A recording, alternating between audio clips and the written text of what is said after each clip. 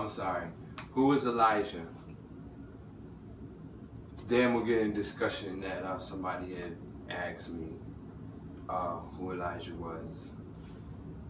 Um, Elijah was a person during the time of Kings. If you read Kings 1 and 2, you'll find that the Hebrews lived amongst each other and they had kings that had ruled. A lot of them weren't technically from the tribal thing, but they ruled the nations, and they were all Semitic. So during the King Ahab, during the time of his reign, he had married a woman named Jezebel. Jezebel was a Phoenician Semitic, all right? And for those who don't know what Phoenician is just another term for a different kind of the Semitic person back then. She wore makeup. She didn't believe in Yahweh. She believed in Baal, the Baal god of Baal, Satan, Lucifer. She believed in that. She believed that she made Ahab commit the greatest crime against Yahweh by having that whole nation and all of the Hebrews and the people worship Baal. She actually made it a tax, a national religion, everything. And for that, and she also committed mad atrocities. She had people's land took in, and if they didn't want to sell the land, she had them killed. She had every prophet killed that believed. Anybody who believed in Yahweh, killed. Anybody who spoke against her prophesied, killed. She was known for that. She wore makeup. That's why so many descriptions of who she is during that time and what was going on during that time is so important when she is used as symbolism. So we have to look at the time and what she represented and what she did and what she caused. During that time of the things that she caused, Elijah had stepped into the scene. And when he stepped into the scene, there were, he spoke up against what was going on, and he prophesied against it. He let Ahab know his sons was going to die. His sons died. All right. When he was in the wilderness, he got fed by ravens. When he even sat down with the altar and had one to Baal, her god, and one to Yahweh, and brought fire down from the sky. He sat down and parted the Jordan. He created many, many of wonders.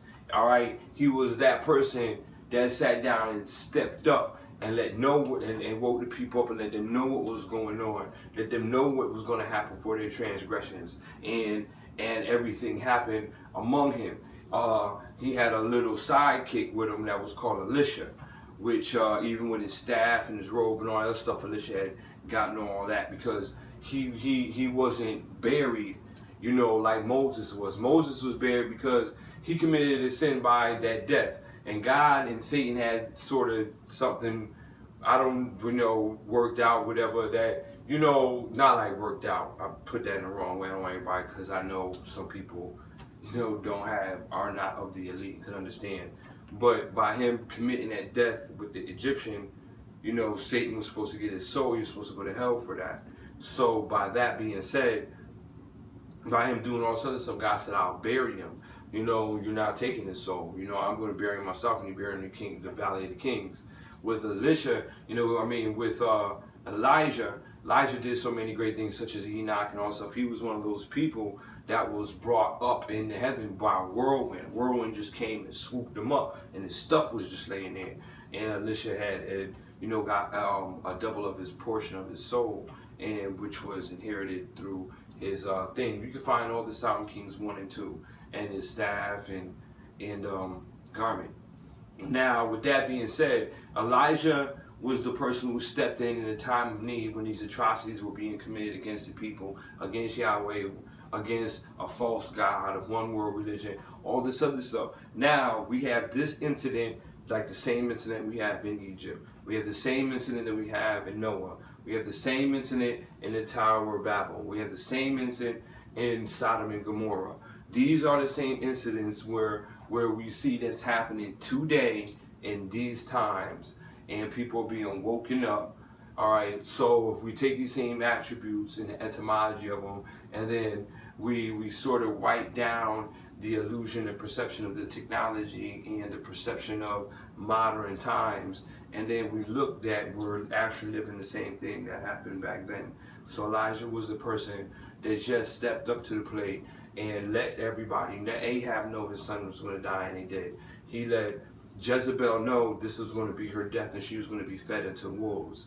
All right, and I mean stray dogs, and she was fed to stray dogs. He said he sent fire down into the altars that had the false god and the one true God, and it burnt the offering of the one true God. It were two bulls on two separate altars. He caused the parting of the Jordan. He created all these miracles for his people to be woken up and to go against what was going on, against the one true God. But that was during the time of the kings, of the time of the reign, that the Hebrews, you know, they were doing their thing at that time, and they screwed up because Ahab ended up falling for the chick. Now we see the same thing going on with Samson falling around with the Canaanites, doing all this, that, and the third with the chicks, and then he slipped out. This is why it's important when Yeshua said, we all believe, we all come in as one. Once we all are one with one belief, one action, then there comes a renewing of mind, and everybody is reborn underneath that one. So with that being said, that's who Elijah was. Elijah was a very great prophet. He showed up to Yeshua, all right, with Moses, talked to him when all the other disciples were around. So because we see these great miracles, we know there's going to come a time that Elijah is going to be one of the messengers that come to the people and let them know what they're doing wrong. People are going to come against Elijah. They're going to hate who Elijah is as a messenger with the other witness at that time, right before. In the scripture it states, for I will send you Elijah before the great day, before the great coming, before the judgment becomes of the people.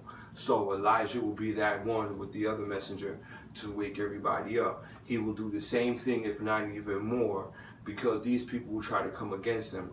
All right, they will cause the same great thing. These times are greater than the times of Noah, because the technology and the perception, the illusion, and the spell that people are under, I'm keeping it real, amplifies the biblical times, but nobody sees it. So Elijah is going to be that messenger that has to step to the plate and be that man that does the same thing that happened back then, and understand that it could be anybody at any given time in this world, because anybody who speaks thus of God and is doing a certain action provokes a prophet or a spirit of a prophet in the action, which we find in 1 Corinthians chapter 14, verse 32.